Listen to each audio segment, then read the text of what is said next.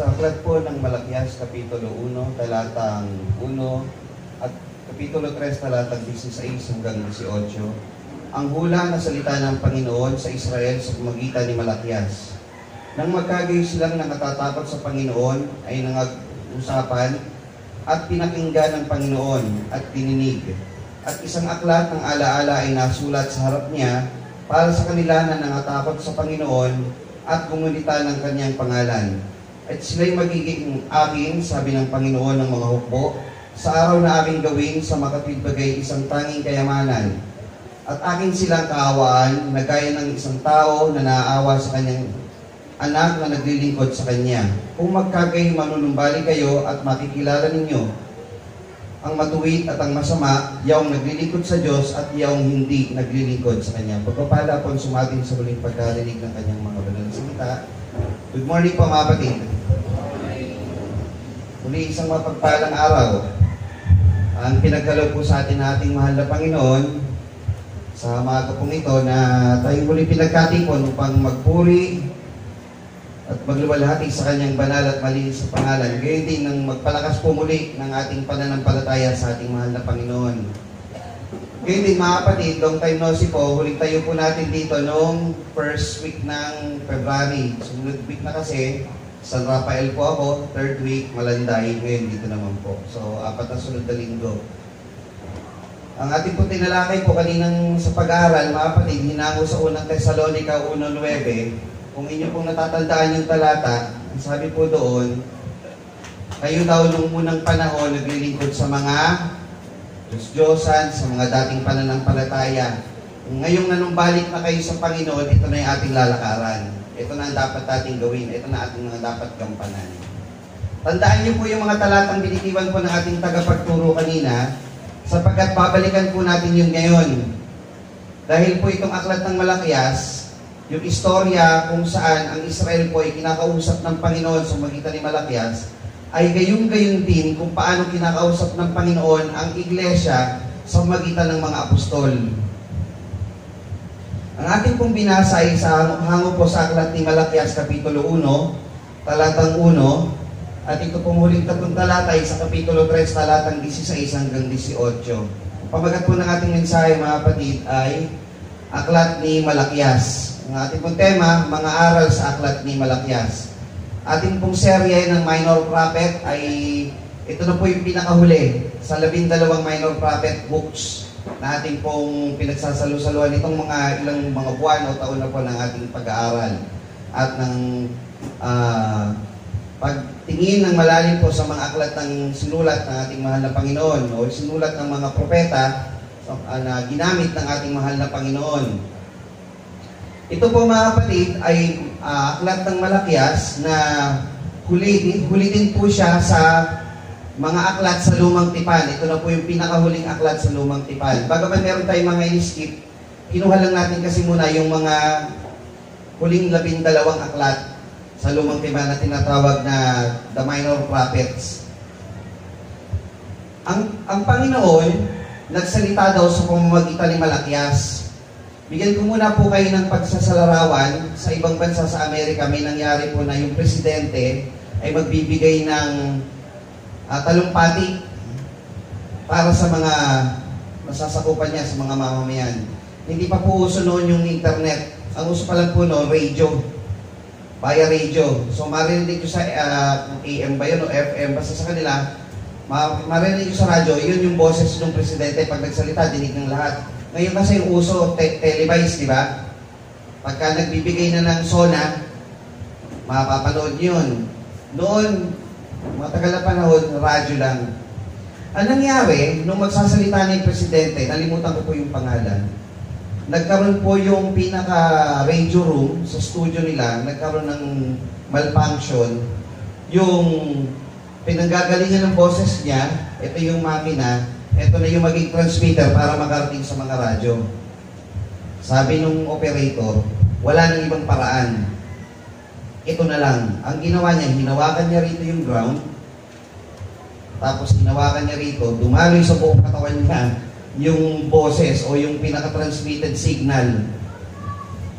at nakarating sa mga mamayan. Kasi may oras po yun, may time slot kasi yun eh. Yung mga tao nag-aabang ng ganung oras. Halimbawa, pag sinabing alauna, maririnig yung boses o yung pinaka-SONA, State of the Nation, alauna yun, nakaabang lahat ng tao nun. So ang ginawa nila, nakikinig sila. Kung hindi makuha sa oras, baka mainip yung mga tao, hindi na nila marinig. Wala nang ibang paraan, hinawakan niya ngayon. Technically, yung boses dumaan sa katawan niya. Di ba? Yung signal, na kuryente nga lang siya talaga. May ground po yun. Saka, hawakan yung cable rito, huwag ang wiring, pumaloy sa kanya. Tapos, narinig yung boses. Siya yung naging extension wire. Totoong nangyari po yun. Ang mga propeta ay gayon din. Ang Panginoon nagsasalita sa propeta at yung propeta ang nagsasalita para sa mga tao na boses din ng Panginoon. Hindi man yung talagang yung tinig o yung boses ko to, boses niya. Hindi, yung kung ano yung sinasabing salita, yun yung nakarating sa mga tao. Pero din sa mga apostol, pag sumusulat po sila, kung ano yung sinasabi ng Panginoon, sinusulat ng apostol, yun sinasabi ng Diyos para sa mga iglesia. Ang hula ng salita ng Panginoon sa Israel sa magitan ni Malakias. Sa Kapitulo 3, meron po itong binitiwang salita na kung magkagayoy silang natatakot sa Panginoon, ay nag-usapan at pakinggan ang Panginoon. Sa dami-dami ng mga Israelita, merong mga tao na natira na nagsabi, silang mga natatakot sa Panginoon. At dininig, isang aklat ng alaala ang nasulat sa harap niya para sa kanila na natatakot sa Panginoon. Ano kayang sinabi ni Malakias na ganito ang naging reaksyon ng mga tao? Pagdating sa huli, ang sabi, at sila'y magiging aking, sabi ng Panginoon na mahupo, sa araw na aking gawin sa makatuwid bigay isang tanging kayamanan. Akin silang kaawaan gaya ng isang tao na naawa sa kanyang anak na naglilingkod sa kanya. At dito sa mga natatakot, sabi, kung magkagay manunumbalik kayo at makikilala ninyo ang matuwid at ang masama. Makikilala nyo yung naglilingkod sa Diyos at yung hindi naglilingkod sa Diyos. Kayo mga kapatid, madali nyo bang malaman yun? Kung ano ang mabuti at masama? Madali nyo ba rin makilala kung sino yung naglilingkod sa Diyos at hindi naglilingkod sa Diyos? Ngayon, alamin po natin sa pamagitan po ng aklat ni Malakias. Ang ating pong pag-aaralan para po sa ating mensahe ay ang aklat ni Malakias. Meron po itong 4 na kapitulo, 55 na talata, sinulat ni Propeta Malakias. At ang pinakatema ng buong aklat na ito, panawagan sa pagbabalik loob ng tao at paghahanda sa pagparito ng Panginoon. Susing talata, ito po yung ating binasa kanina. Nandito rin po yung ating outline. Meron po yung buod ng aklat, nilalaman ng bawat kapitulo, pag-aaral sa bawat nilalaman ng kapitulo at kaugnayan ito sa ating panahong Kristiyano. Ito po yung ating mga natalakay na po ng mga 12 prophets o 12 minor prophets. At dito na po tayo sa pinakahuli, sa Malakias. Natsatsaga din, natatapos din. Tapos doon naman sa lumang tipan naman sa umpisa, first Sunday of February, yung unang Samuel. So susunod na natin doon, ikalawang Samuel, dire-diretso na. Dahil matatapos na po natin ito, mag-per chapter naman tayo sa mensahe. Gaya nung ginawa natin nung nakaraan, yung paggawa ng kabutihan, per chapter po yun eh. So ganun naman yung gagawin nating sistema. Para may sinusundan po kayo. Si Malakias, ito po yung pagkakasulat ng salitang Malakias. Ano po ibig sabihin ng salitang Malakias? My messenger. Pwede rin the messenger of Yah o the messenger of God or the angel of God. Sabihin kasi na message ng anghel, mensahero o tagapagdala ng mensahe ng Diyos. So, angel of God, messenger of God. Kasi po yung malak, ibig sabihin ng messenger, and yung letter Y, yun po yung Yah. Sabihin ng Yah, the Lord. Kaya, messenger of the Lord or the angel of the Lord. Ibig sabihin ng Malakias. Yan po yung dagdag kaalaman po mga kapatid. Ngayon, bigyan natin ng background. Kung pagdating po natin sa Ezra, malalaman niyo po doon na nung panahon na ang Israel po ay nasasakop, ay nagpasimula na sa utos mula sa Haring Cyrus ng Persia na yung Israel na nabilanggo, pwede na kayong bumalik doon sa Jerusalem upang itayo muli ang templo ng Panginoon. So nagbalik po sila. Pagdating sa Nehemias, dumating si Nehemias, sabi, itinatayo yung templo, pero yung pader naman ng Jerusalem, nakabagsak. O yung tinatawag na kuta. Yung pinaka-shield ng bayan ng Jerusalem. So sa Ezra, itinayo yung templo. Sa Nehemias, itinayo yung lungsod. Tapos na po iyon. Pagkatapos nun, ito na yung panahon ni Malakias. Ito na po yung panahon ni Malakias. Kasi yung Malakias naman, ang magpapaalala at ginagamit ng Panginoon para sa Israel. Yun nga lang, ito pa ang problema.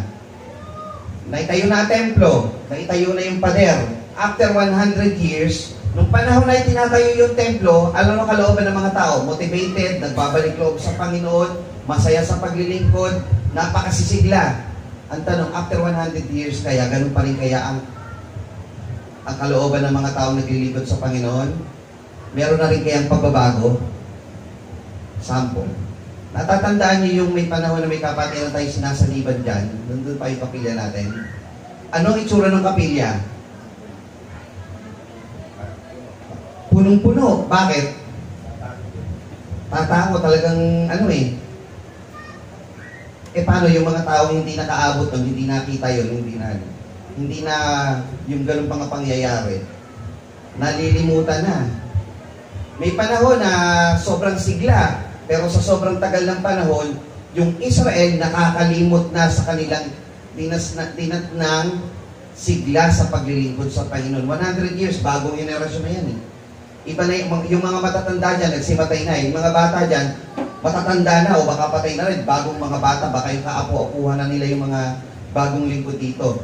At ang nangyari, yung mga naituro ng mga magulang nung panahon na itinatayo yung templo, nalimot na nila.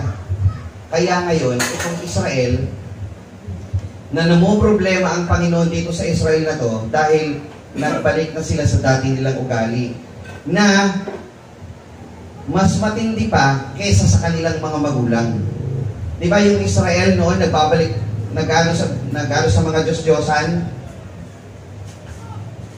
Ngayon, ang nangyari, tinawag ng Panginoon si Malakias upang magsalita sa Israel. At ang 4 na kapitulo ng Malakias, ito po yung nilalaman.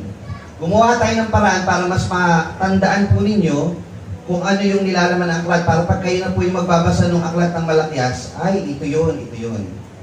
Meron po yung 7 tanong at sagot. May tanong ang Panginoon, sinasagot ng Israel, may response uli ang Panginoon. Yan. Alamin natin yung 7 tanong-sagot na yun. Kasi itong Malakias, ang pagkakasulat po nito, para siyang dialogo. Para tayo nag-uusap. Parang script nating dalawa na nag-uusap. Yun po ang nilalaman ng Malakias. Ng Israel at ang Panginoon nag-uusap. Pag binasa niyo, parang script nilang dalawa. So, kaya maganda gawin talagang parang dula-dulaan At yung 7 tanong-sagot na ito naman po ang nilalaman. 4 na M po yun. The first one is ministry. Pangalawa is marriage. Pangatlo is money.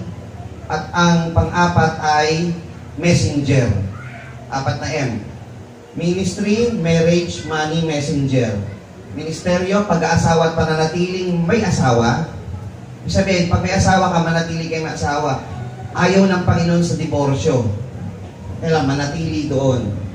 Pangatlo, pagtangkilik at pagkakaloob. Paano mo minamanage yung pera mo? O yung kabuhayan mo? O yung pagkakaloob mo sa Panginoon? At ang pangatlo, o pang-4, na nilalaman ng tanong-sagot na ito, yung pangakong mensahero. Na ang Panginoon ay nangako na may darating daw na mensahero. Bago siya dumating, may mauuna muna sa kanyang messenger. Sino po yun? Juan Bautista. Simulan na po natin. First question. Ito po ang sabi ng Panginoon. Inibig ko kayo, sabi ng Panginoon. Gayon may inyong sinabi. Saan mo kami inibig? Yung medyo sarcastic na denial itong Israel Inibig ko kayo. Sagot ng Israel, saan mo kami inibig? Diyos yun, ganun mo sinagot.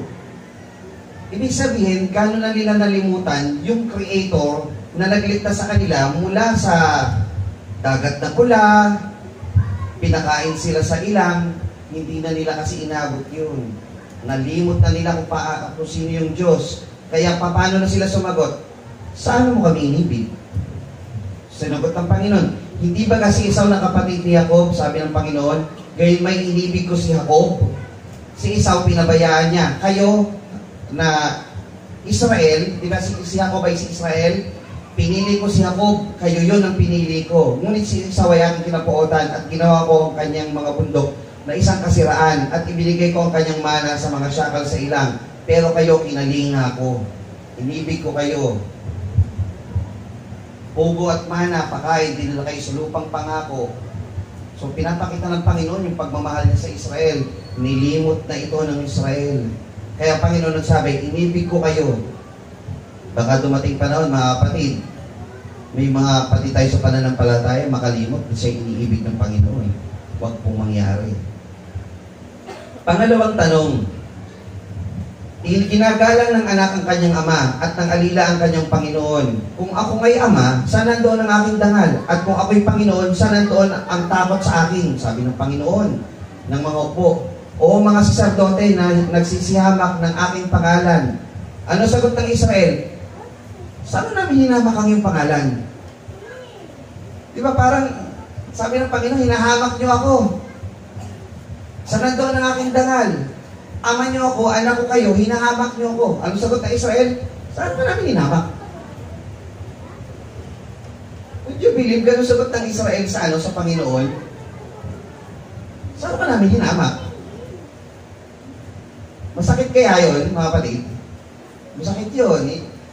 Ito ay dialogo ng Panginoon tsaka ng Israel Pangatlo, kayo'y naghahandog ng karumal-dumal na hain sa aking dambana. At inyong sinasabi, saan namin nilalapastangan ka? Naghahandog nga kayo ng karumal-dumal Tingnan nyo talatang 8. At pagka kayo naghahandog ng bulag na pinakahain, sabi nyo, di kasamaan. Pag kayo naghahandog ng pilay at may sakit, sinasabi nyo, di kasamaan. Iharap mo sa iyong tagapamahala, kalulugdan ba ganyan? Sabihin, ako Diyos, naghahandog kayo, ang binilin ko, pinakamabuti, walang kapintasan. Ano hinahandog nyo sa akin? Bulag, pilay, tapos para sa inyo, hindi man masama yun Kasi ganito maghain ng Israel, meron siyang mga tupa. Siguro nag-uusap. Hindi natin ito kailangan. Ito na lang ihain mo. Pilay na yan. Hindi natin mabebenta yan Ihain mo yan. Ganun ba paghahandog sa Panginoon? Sabi ng mga oo. Ganun sinusuot ng Israel. Ano masama doon? Naghandog naman kami. Sabi ng Panginoon, kayo naghahandog ng karumal-dumal na hain sa aking dambana. At itong tagapamahala, pag in English niya, gobernador. Kung kayo ba'y magbibigay ng may bisitang gobernador, hahainan nyo ng pilay, bulag na hain, niluto nyo, may sakit, matutuwa ba yung gobernador nyo? O sige, meron kayong presidente na lang. Taasan na natin. Presidente, dumalaw dito sa Kupang. Ihahain nyo, may sakit na mabaho na ulam. Palagay nyo, gugustuhin nyo yun? Ang tanong, hahainan nyo ba ng ganon? Taas kamay, hahainan nyo? Hindi. Pero sa Diyos, ginagawa ng Israel. Ang tanong, ganon din ba kayo maghain sa ating Panginoon? Yan.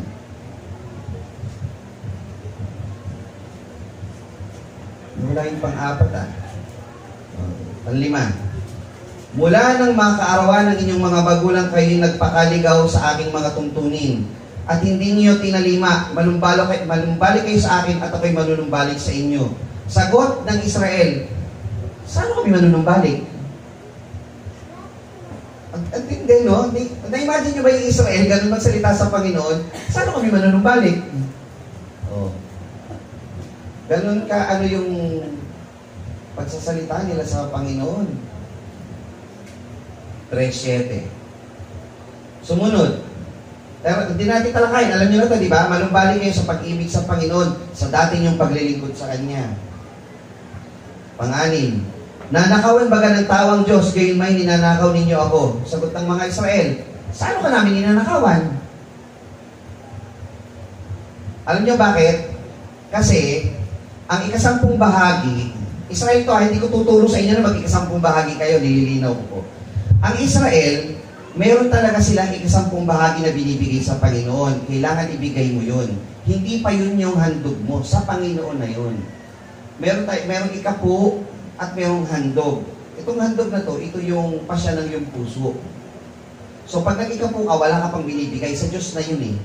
Kaya pag di ka nagbigay na ikapu, ninanakawan mo siya kasi kanya yun. Ang handog mo, ito palang handog. Kaya ganyan magturo yung mga tagapagpananampalataya na kailangan mag-ikapu ka. Nagbibigay ka pa rin naman ng pasya ng iyong puso eh, pero may ikapu ka pa rin.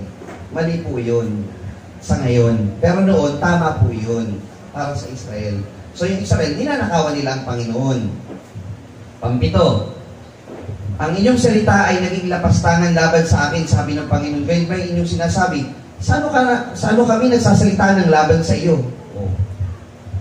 Ilagay natin talata.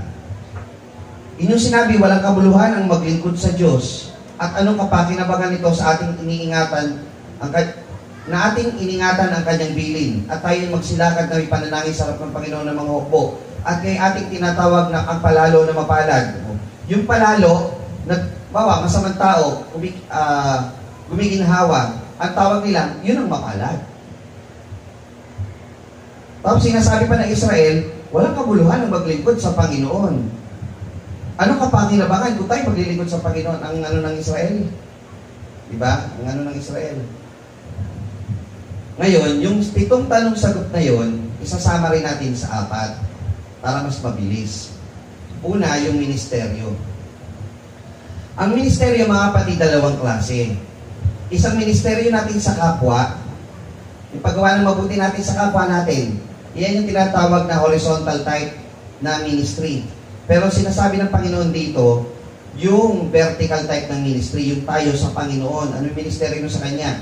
Kayo'y naghahandog ng karungal-dungal sa aking dambana at yung sinasabi, sa ano namin nilalapastangan ka.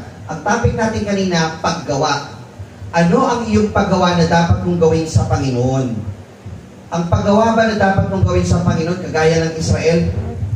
Kaya po yung nung kami po yung nag-aaral ng kolehiyon, sabi, magkakaroon tayo ng feeding program, yung ginagawa sa mga preso, ang tawag doon, relief. Huwag kayong maglalagay ng expired na pagkain. Kakainin nyo ba yon? Huwag kayong maglalagay ng toothbrush na gamit na. Tao din yung mga preso. Ganon. Huwag kayong maglalagay ng damit na hindi na masusuot. Ang ibigay nyo, yung makakain talaga nila, yung masusuot nila, at pakikinabangan talaga nila. Bakit? Pagbibigay sa kapwa yun, hindi sila mga hayop. Tao din sila. Pag ikaw ay nagbigay ng relief, may nasunugan, may binaha, ano dapat mong ibigay? Yung makakain nila, yung magagamit talaga nila. Hindi naman ginagamit to, may sira na naman to eh. I-relief ko na lang to. Tama po ba yun? Ang ginawa mo sa maliliit na to, ay sa akin mo ginawa. Ito, direkta sa Panginoon. Pag naghahain sila, talagang may diferensya yung binibigay sa Panginoon. Ang gusto ng Panginoon, ang ministry mo, you give to the Lord your best. Pag naghahain ka sa Panginoon, kayo ba pag umaawit sa Panginoon, basta matapos lang yung kanta? O pag umaawit kayo sa Panginoon, I give myself to the Lord. Pag umaawit ako, gusto ko maririnig ako ng Panginoon. Mababasa niya yung puso ko na ako umaawit, nakatingin ako sa Panginoon. That's giving yourself to the Lord. Yan ang gusto ng Panginoon na ministeryo mo sa Kanya. Pag nagtatrabaho ka, you don't look for other people na hindi nagtatrabaho. Tignan mo, nagtatrabaho ba ako dahil ito yung trabaho ko sa Panginoon. Ganun yun. Give yourself your best to the Lord. Yan ang paggawa na hinahanap ng Panginoon. Yan tinatawag na ministeryo. At pagka kayo naghahandog na pinakahain, di kasamaan. Huwag nyo sabihin sa sarili nyo na, nagtrabaho na nga ako, okay na yan. Hindi ganun. Pag gumagawa ka, gumawa ka ng best para sa Panginoon. Dahil hindi mo yan gagawin sa ibang tao o kahit sinong politiko, lalo higit huwag mong gagawin yan sa Panginoon. Yan ang tinatawag na ministeryo sa Panginoon. Tamang paggawa na inuutos ng Panginoon. At ngayon, sinasamo ko sa inyo, inyong dalanginin ang lingap ng Diyos upang pagbiyayaan niya tayo. ito'y nangyari sa inyong mga paraan, tatanggapin ba niya ang pagkatao ng sino man sa inyo, sabi ng Panginoon ng mga hukbo.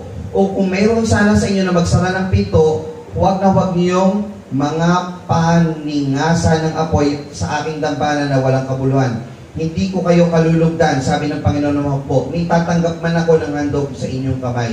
Kung kayo daw ay ganito ng ganito ang paghahain ng paraan nyo, sabi ng Panginoon, hindi ko natatanggapin ang hain nyo. Kaya yung Israel, sabi nabihan ng Panginoon, bahala na kayo sa buhay nyo, hindi ko natatanggapin ang hain ninyo, malibang magbaliklog kayo sa akin.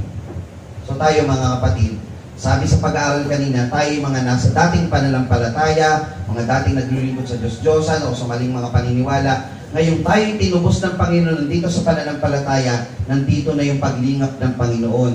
Don't waste the opportunity na gumawa ka ng tama sa harap ng Panginoon.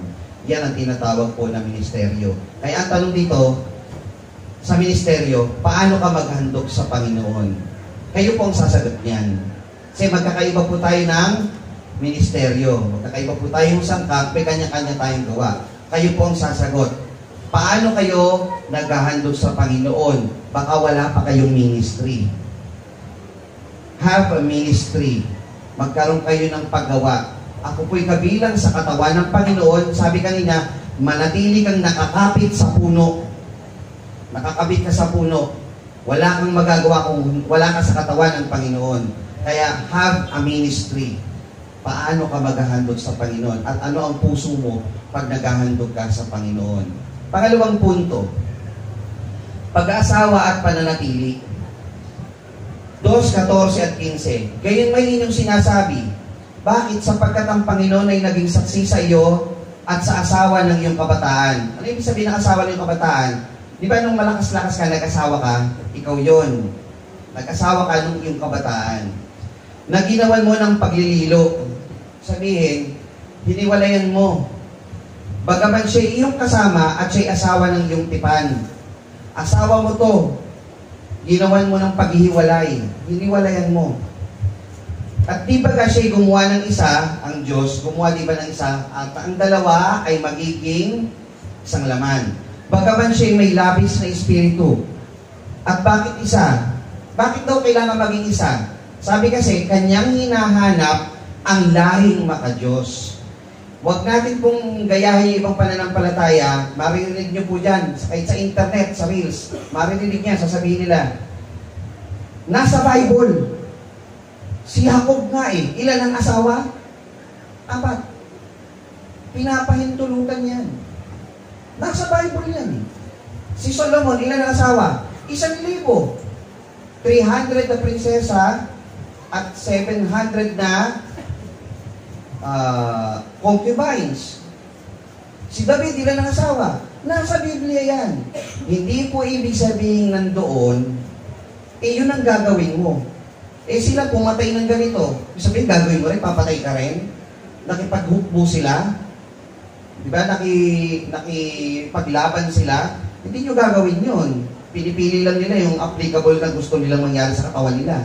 Para sa nasa ng laman nila. Pinapakita doon, totoong nangyari yun. Pero hindi iniuutos ng Panginoon na gawin mo yun. Tapat lang kasi po ang Biblia na sinasabi niya, talagang nagkaroon siya ng 4 na asawa. Hindi niya inilihim. Hindi inilihim ng Biblia na nagkaroon po ng ganung pangyayari. Pero hindi iniuutos. Dahil ang gusto ng Diyos, ang dalawa ay magiging isang laman. Kaya ingatan ninyo ang inyong kalooban na huwag maglilo laban sa asawa ng kanyang kabataan. Na kung ikaw ay mag-asawa, huwag ka maglilo, huwag mong hihiwalayan. Bakit po kaya? Dahil sa 2:16, sapagkat aking kinapupuotan ng paghihiwalay, sabi ng Panginoon ng Diyos ng Israel, at siya na nagtatakip ng kanyang damit na may karahasan. Ang pag-aasawa kasi, gaya ng pinag-aralan natin sa aklat ni Ruth, sabi ni Ruth doon kay Boaz, takpan mo ako ng kumot, cover me. Ano po ibig sabihin nun? Protect me. Make me your wife. Love me. Siya na yung nagpo-propose niya, parang ganun. Cover me. Proteksyonan mo ako, gawin mo akong asawa. Pinapahalagahan ng Diyos, at sabi ng Panginoon po, kaya't ingatan ninyo ang inyong kalooban na huwag magsalita ng may panglililo. Ibig sabihin ng panglililo, yung may paghihiwalay. Huwag na huwag pong gagawin yan. Bakit po? Isa-isahin natin. Bakit pinahalaga ng Diyos ang pag-asawa at pananatili? Sa Isaiah 54:5 sabi, sapagkat ang may lalang sa iyo ay ang iyong asawa. Ang Israel ay asawa ng Panginoon. Jeremiah 31:31-32, bagaman ako'y asawa nila, sabi ng Panginoon, nilinaw ulit, ang Israel ay ang asawa ng Panginoon. Sabi doon sa 2:15, kanyang hinahanap ang lahing makadiyos. Ang Panginoon, nagbigay ng pagsasalarawan kung paano niya minamahal ang Israel. Kayong Israel ay ang aking asawa. Ako ang asawang lalaki, kayo ang bride. Sabi ng Panginoon, I am covering you with my love, I'm covering you with my protection, my mercy. Pagka sinabi po na tinatanggal mo yung takip, parang sinasabi nun, you are uncovering your wife. Kung kinokoberan mo siya ng yung protection, ng yung pagmamahal, kaawaan, pag tinanggal mo yung pag-aasawa, yung exposing your spouse na sa mga harm ng sanglibutan. Magiging magiging target na siya ng kasamaan na maaaring may mangyari sa kanya. Wala na siyang protection eh. Maaaring may mangyari sa kanyang masama. Ang Panginoon, never niyang tinanggal ang kanyang pagmamahal sa Israel. So, yung cover doon, na ang Diyos ay, at ang Israel ay mag-asawa, gayon din sa Israel, o sa iglesia, dadating ang panahon. Sabi po kasi, ang lalaki, pangulo ng kanyang asawa, gaya naman ni Kristo, na pangulo ng iglesia niya, na siya rin ang tagapagligtas ng katawan. Yung iglesia ay ikakasal doon sa kordero, na ang Panginoong Jesucristo. Ang asawa ay nahanda na. Tayo po mga kapatid, asawa ng Panginoon. Never tinanggal ng Panginoon ang pag-ibig niya sa atin. So kung tayo nagpapahalaga sa ating asawa, never na pag-isipan mong hiwalayan siya. Bakit? You're uncovering the protection. Tinatanggalan mo siya ng protection. Representasyon ka kasi ng Panginoon. Ang Panginoon nagmamalasakit, nagmamahal sa Israel. Ikaw nagmamahal ka rin sa iyong asawa. Na ang Diyos hindi nagtanggal ng pagmamahal niya sa Israel, huwag ka rin magtatanggal ng pagmamahal sa iyong asawa. Dahil ang pinopromote ng Panginoon, true love. Yung totoong pagmamahal na walang bahid o walang katapusan. Kahit anong kasamaan ginawa ng Israel, mahal ko kayo, pinapatawad ko kayo. Kung kayo magkaroon ng mga pag-aalitan paminsan-minsan, patawaran. Pero wag po ang panglililo ang dumating sa inyong isip. Stay that way. Diba? Kaya nga walang diborsyo sa Biblia eh. Meron tinatawag na kasulatan ng paghiwalay, pero pag binasa niyo po iyon, ang tanging layunin ng kasulatan ng paghiwalay is para lang masettle at magkabalikan muli. Pag binasa niyo po iyon. So hindi po talaga biblical yung divorce eh, tinatawag. Dahil po yun, pansamantalang paghiwalay lang, pero nagsasama ulit sila. Yun po ang gusto ng Panginoon. So makita natin, mahalaga sa Panginoon yung pag-aasawa at pananatili sa yung pag-aasawa. At kung magkahiwalay man, hindi po ibig sabihin mag-asawa uli. Sinasabi, manatili ka sa gayong kalalagayan. Pangatlong punto, tangkilik at pagkakaloob. Pansinin niyo po itong talata. Sabi ng Panginoon, dalhin niyo ang buong ika-10 bahagi sa kamalig upang magkaroon ng pagkain sa aking bahay. At subukin ninyo ako ngayon sa bagay na ito, sabi ng Panginoon ng mahukbo, kung hindi ko buksan sa inyo o bubuksan sa inyo ang durangawan sa langit at ihuhulog ko sa inyo ang isang pagpapala na walang sapat na silid na kalalagyan. Yun nga lang, it is abused by most faith groups. Para maparami yung miyembro nila, ito ang babasahin. Magkaloob kayo ng magkaloob. Dahil huwag niyong susubukan ang kapangyarihan ng Panginoon. Gaganon sila. Ang Panginoon ay mapagbiyaya. Bubuksan niya yung durangan sa langit. Bibigyan kayo ng pagpapalang walang sukat kalagyan. All material things ang tinuturo. Pero ano sinasabi ng Panginoon dito? Paano ba magkaloob? Dito sa Israel, tinuturuan sila, ika-10 bahagi sa Panginoon, bukod yung paghahandog mo, meron kasi tinatawag na devotion sa iyong sarili. Na ikaw, nagko-commit ka, bago dumating yung araw ng paghahandog, nakaready na ika-10 bahagi ko at handog ko, Sabihin, pag ready yun, bago dumating yung araw ng paghahandog, ano nasa puso mo? This is for the Lord. This is for the Lord. Ngayon sa bagong tipan, ano po sinasabi? Paano tayo magkakaloob sa Panginoon? Sabi po dito, magbigay ang bawat isa ayon sa ipinasya ng kanyang puso, huwag mabigat sa loob o dahil sa kailangan, sapagkat iniibig ng Diyos ang nagbibigay na masaya. 16:1. Ngayon tungkol sa ambagan sa mga banal ay gawin din naman ninyong gaya ng iniutos ko sa mga iglesia ng Galacia. Tuwing unang araw ng isang linggo, ang bawat isa sa inyo ay magbukod na magsimpan. Ibig sabihin, bago dumating itong araw na to, nakabukod na yun. Kasi pagka nakabukod yun, ipinapakita mo na ito bukal sa puso mo, hindi ka napipilitan. Ang Israel, pag naghahandog, pwede na yan. Okay na to. Mabunot, eto na yan, pwede na yan. May panghihinayang pa. Pero ano tama po sa Kristiyano? Magbigay ang bawat isa ayon sa ipinasya ng kanyang puso. So pagka ang hirap mong ilabas, yung iyong kaloob sa Panginoon, baka may yung hand cirrhosis? Ano yung hand cirrhosis na sakit? Yung hand cirrhosis, mga kapatid, ito po yung kamay na hindi po makaangat pagka panahon ng kaloob. Pero umaangat pag nasa mall. Opo, pag nasa mall o sa galaan, ang bilis niyan. Hand cirrhosis po ang tawag doon. Matinding sakit po yun. Hindi ko po alam kung anong lunas noon, malibang ibigay mo ang sarili mo sa Panginoon. Gagaan dito. Ganon. Pero pag nasa labas na, ang bilis.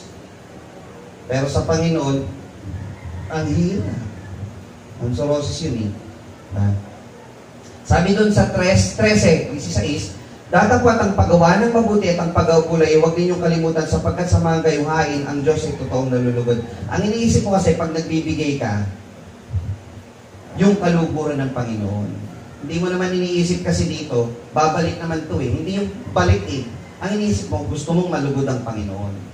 Pangalawa mong iniisip, pag nagkaloob ka, ito'y nakatutulong sa mga kapatid mo sa pananampalataya. Hindi man sa iyong sarili, sa ibang kapatid natin nakatulong ka. Dahil ang pagtulong mo sa kapwa ay direktang pagtulong mo sa Panginoon. Mga bahagi po ng ating paggawa bilang tayo mananampalataya o bilang Christian o followers of Christ. Natatandaan niyo yung pag-aaral kanina? Ano ibig sabihin ng Christians? Followers of Christ. Ito pong tanong. Sa inyo pong pagkakaloob, masaya ba ang iyong puso pag ikaw ay nagkakaloob sa Panginoon? So kayo rin po ang sasagot niyan, mga kapatid. Kahit di nyo ilakas yung inyong tinig, makikita po yan, mga kapatid, kung kayo'y masaya sa pagkakaloob sa Panginoon. Ngayon, ito yung pang-apat, yung pangakong mensahero. Sa Zacarias, tinalakay po natin noong nakaraan, maraming mga hula, na yung Israel ay ang dami ng ginagawang masama. Ngayon, sabi ng Panginoon, siya'y darating sa unang pagparito at ikalawang pagparito, hinula na sa Zacarias. Pagdating sa Malakias, inihula yung darating na mensahero bago dumating yung ating Panginoong Jesucristo. Para magbigay ng pag-asa sa Israel na kayo, magbagong buhay kayo, at pag dumating ang Panginoon, merong gantimpala na darating sa inyo. At ito ay isa sa mga tanda na darating ng Panginoon yung mensahero. Sa Malakias 4:4-5, sabi po dito, alalahanin ninyo ang kautusan ni Moises na aking lingkod. Nasa chapter 4 na tayo. Alalahanin ninyo ang kautusan ni Moises na aking lingkod na aking inutos sa kanya sa Horeb para sa buong Israel, sa mga tuwid bagay, ang mga palatuntunan at mga kahatulan. So si Moises, yung representative of the law. Narito, aking susubuin sa inyo si Elias, na aking propeta bago dumating ang dakila at kakilakilabot na karawan ng Panginoon. Si Elias naman ang representative ng tinatawag na of the prophets. Moises and Elias. Dadating po tayo sa Bible study sa Mateo 17. Sila naman po yung nakasama ng Panginoong Jesucristo sa kanyang transfiguration na nung siya ay nagpalitan nyo, si Moises at si Elias. Pagdating sa Apokalipsis, meron ding dalawang saksi na magpapatotoo sa ating Panginoong Jesucristo. At lumalabas po doon, si Elias yun at si Moises. Ayon po sa mga talata. Ngayon, Sabi, susuguin daw si Elias bago dumating ang Panginoong Hesukristo. Sabi ng Panginoong Hesukristo sa Mateo 11, 10 at 11, ito yung tungkol sa kanya na susulat. Narito, sinusugo ko ang aking sugo sa unahan ng iyong mukha, na maghahanda ng iyong daan sa unahan mo. Aklat ng Malakias, sinusugo ko ang aking sugo. Katotohanan sinasabi ko sa inyo, sa gitna ng mga ipinanganak na mga babae ay walang lumitaw na isang dakila kaysa kay Juan Bautista. Gayunman, ang lalong maliliit sa kaharian ng langit ay lalong dakila sa kanya. At mula sa araw ni Juan Bautista hanggang ngayon, ang kaharian ng langit ay nagbabata sa karahasan at kinukuha ng sapilitan ng taong mararahas, sapagkat ang lahat ng mga propeta at mga kautusan hanggang kay Juan nagsipanghula. Kung ibig niyong tanggapin, siya'y si Elias na paririto. So kung natatandaan niyo daw, nasa Malakias, binanggit na yan. 400 years ago, binanggit sa aklat ni Malakias na may isusugo daw sa unahan ng Panginoon, si Elias, na kung inyong tatanggapin, si Juan Bautista yun. Kayo ba, mga kapatid, tinatanggap niyo ba si Juan Bautista yun? Si Juan Bautista po yun. Ang Panginoong Hesukristo na po ang sasabi dyan. So si Juan Bautista, siya po yung may diwa ni Elias. Hindi mismo si Elias ay nabuhay na maguli. Yung diwa po ni Elias na punta dito kay Juan Bautista na naghanda ng daan ng Panginoon. Binautismoan yung mga tao na nagsisisi sa kasalanan. Bautismo sa pagsisisi kasi yung dala ni Juan Bautista. Ngayon, para kanino yung pangakong mensahero? Kanino to sinabi? Hindi po sa buong Israel sinabi yun. Na may darating para, pag dumating yung mensahero, ano ba gagawin yan? Para kayo ay mabautismuhan, ihanda kayo sa harap ng Panginoon. Dahil pag dumating ang Panginoong Hesukristo, ililigtas kayo. Hindi po yung buong Israel yun. Kanino po yun? Sabi, at ngayoy ating tinatawag ang palalo na mapalad. So yung mga taga-Israel, yung palalo, tinatawag pa nila mapalad. O silang nagsasagawa ng kasamaan ay nangagtayo o kanilang tinutukso ang Diyos at tumatakas. Nang magkakayoy silang natatakot sa Panginoon, so hindi si Sais, ito yung masasama, pero yung mga natatakot sa Panginoon ay nag-usapan at pinakinggan ng Panginoon at tininig. So para sa mga taong nakinig sa Panginoon at duminig sa Panginoon, yung mensahero at ang pagdating ng Panginoon. Para sa inyo yun, mga kapatid. Para sa atin po yun. I-grasp po ninyo yun. Tanggapin nyo sa inyong sarili na ang Panginoon ay mahal kayo at naparito siya para sa inyo. Para sa inyo po yun. Hindi po para sa kanila. At isang aklat ng alaala ay nasulat sa harap niya para sa kanila na natatakot sa Panginoon at kumunita ng kanyang pangalan. At sila'y magiging akin. Sabi ng Panginoon ng mga hukbo, sa araw na aking gawin at sa makonfig bagay isang tanging kayamanan. May pamana raw na darating sa atin. Isang kayamanan daw. At akin silang kaawaan, na gaya ng isang tao na naawa sa kanyang anak na naglilingkod sa kanya. Kung magkagayoy, manumbalik kayo at makikilala ninyo ang matuwid at masama. So nandito tayo sa ating paksang batayan. Pag kayo daw nanumbalik sa Panginoon, itong mga nakinig sa Panginoon at tumupad sa utos ng Panginoon, makikilala nyo ang mabuti at masama, yung naglilingkod sa Diyos at hindi naglilingkod sa Panginoon. Amen? So kayo, nagbalik loob kayo sa Panginoon. Kayo mismo makapagpapatunay anong mabuti at anong masama. Ano yung itsura ng naglilingkod sa Panginoon at hindi naglilingkod sa Panginoon. At dyan po natatapos ang aklat ng Malakias. Na yung Israel, sinabihan ng Panginoon, magbalik loob kayo, hindi lahat nakinig. Pero may nakinig sa Panginoon at nanumbalik. Sa pangangaral ng salita ng Panginoon, lahat po ba nagpapabautismo? Lahat po ba umaanib sa iglesia ng Panginoon? Hindi, huwag kayo malungkot. Talagang ganun po. Nasusulat yan. Konti lang ang makaliligtas. Pero ang pakatandaan ninyo, mapalad kayo kasi kayo'y nanumbalik sa Panginoon. Ngayon, ito po ang karagdagan. Sa Old Testament, sa 39 books, meron pong pinakahuling talata, yung 4:6 ng Malakias. Basahin natin. At kanilang pagbabalik loob ang puso ng ama sa anak at ang puso ng mga anak sa kanilang magulang. Baka ako'y dumating at saktan kayo, saktan ko ang lupa ng sumpa. Pag hindi kayo nagbalik loob, sa Panginoon, kayo ay sasaktan ng sumpa. Ang last word o last theme ng huling talata sa Lumang Tipan ay sumpa. Tingnan nyo gano'ng kagaling ang Panginoon. Sa New Testament naman, ang last verse, sa pinakahuling aklat, Pahayag 22:21, ang biyaya ng Panginoong Hesus ay mapasabanal nawa, siya nawa. Tingnan niyo po ito. Sa Old Testament, ang last verse, ang last word of emphasis, sumpa. Sa New Testament, ang last verse at last word of emphasis, biyaya. Ang emphasis po noon, nang natapos ang Lumang Tipan, it ends with a curse. Sa Bagong Tipan, it ends with a blessing. Ang buhay ng tao, pag hindi ka nagtapat sa Panginoon, hindi ka nagbalik loob sa Panginoon, you will end on a curse. Pero kung ikaw ay nagbalik sa Panginoon, sabi ng Panginoon sa talata, ang biyaya ng Panginoon ay mapapasabanal nawa. It will end on a blessing. So, nawa mga kapatid, tayo ay matapos na nasa blessing ng Panginoon. Huwag matapos ang ating buhay na tayo nasa sumpa. Matapos ang buhay natin na nasa blessing ng Panginoon, tuloy mo yung paggawa na natutunan mo sa Panginoon. Kasi pag hindi ka na gumagawa, masasanay ang katawan mo, gaya ng Israel, na after 100 years, ganado silang nagtatayo ng templo, ganado silang tatayo ng pader. After 100 years, nag-relax, hindi na gumawa, nagtalo sira. It ended on a curse. Pero tayo mga kapatid, tayo magsisipag, tayo magtatrabaho, tayo patuloy na gagawa.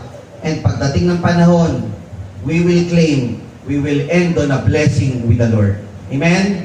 Yan po mga kapatid, natatapos ang aklat ng Malakias. Muli, sa pagpupala po sa ating mahal na Panginoon, sa magitan ng mensahe po na ating narinig, maraming po salamat sa inyo na tayo po ay magsitindig, awitin po natin ang tinapay ng langit.